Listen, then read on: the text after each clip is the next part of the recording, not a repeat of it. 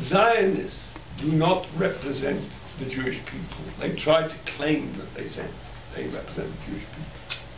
But they don't, because Zionism and Judaism are two different concepts. I want to come back, though, to the something I mentioned earlier, the fact that there are people who look orthodox and yet they are staunch supporters of Zionism. How does this come about?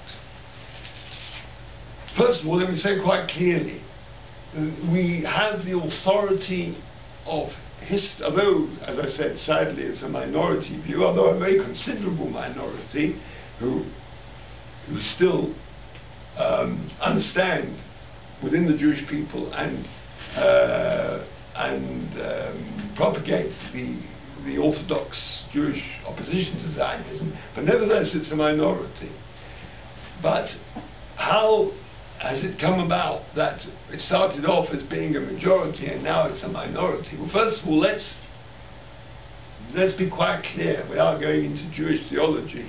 It is obvious that Zionism and Judaism are two different concepts simply from the historical point of view. If Zionism would be part of Judaism, Judaism is thousands of years old.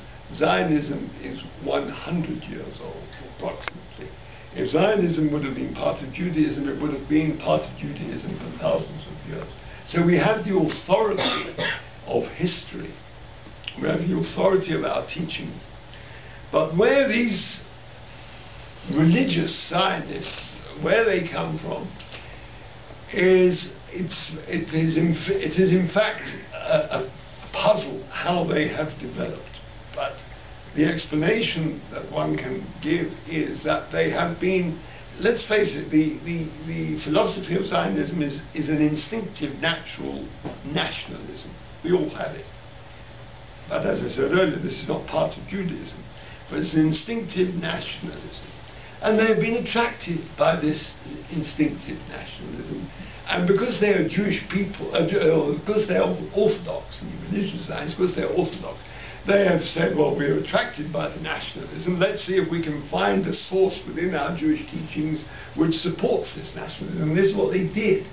They falsified, they falsely interpreted various sources, and they've taken the nationalism of Zionism and they bolted it on to Judaism, and in fact they try and carry it out with a religious fervor, but it is a mutation. It is a mutation of Judaism, as can be seen by the authority of history. So Zionists do not represent Jewish people, and the other important thing to remember is that anti-Zionism is not, as the Zionists claim, anti-Zionism is not anti-Semitism. In fact, in modern day, I would say, and I think it's pretty obvious, that the Zionists themselves are perhaps the biggest cause of what anti-Semitism does exist, simply because of their actions, because of their whole philosophy, which is so obviously wrong in the eyes of moral, just people, that is bound to cause anti-Semitism, not to prevent it.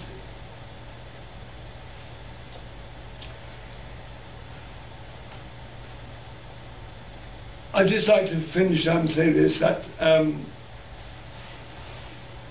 one thing important to remember is this, that, you know, particularly in the recent conflict that took place, there were charges as to whose fault it was, whether it was the Palestinian, the Hamas, or whatever it is, the Palestinians, whether it was the fault of the Israelis. And really, the whole question of whose fault it was, as we stand at the moment, is totally irrelevant. One has to look back at the root cause of the problem. And the root cause of the problem is the very existence of this flawed concept known as the Zionist state. There's no doubt about it that it's the very existence of the Zionist state which is the root problem of the strife in Palestine. And there will be no peace until this cause disappears. it's a it is a flawed concept. It cannot last because falsehood must come to an end. And it's also wrong to say that one cannot reverse the facts on the ground, but it exists. One can reverse it. It may take a long time. But there have been other instances of facts on the ground being reversed, like the case of the apartheid regime in South Africa. When I was a young man, that was considered to be rock solid, but it came to an end, and comparatively bloodlessly. The tremendous edifice of the Soviet Union, who would have dreamt that it would fizzle out almost overnight, and also comparatively bloodlessly. So we pray for a speedy and total and peaceful dismantling of the concept known as the Zionist state, namely the concept of a sectarian state for one people, and should be replaced by a regime which would be entirely according to the aspirations of the Palestinian people, where Jew and Arab will be able to live peacefully alongside each other as they had done in the previous century.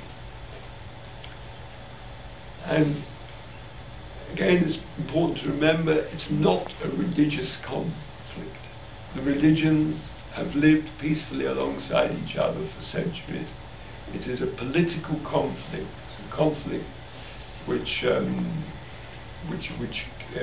nothing to do with religion. It's a question of removing something which is immoral and unjust.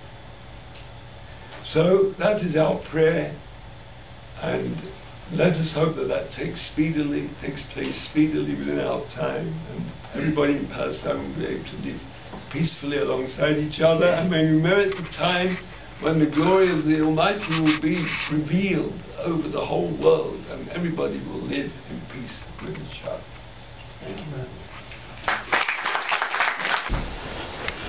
Thank you very much, Rabbi Aaron Cohen. I think you all agreed that was a very fascinating, interesting speech. And I appreciate you all have questions, and if you can withhold questions until the end, where we'll listen to our second speaker. Just to summarize what his conclusion was at the end was very interesting. That he said it's a dismantling of a state that would bring about the generation of peace, but he did not say dismantling of the people. And I think that's quite important. That is the one thing that we're having in this event, that the sanctity of human life is probably more important than any other kind of state. And I appreciate the Rabbi for finishing on that note. So I would like to introduce our second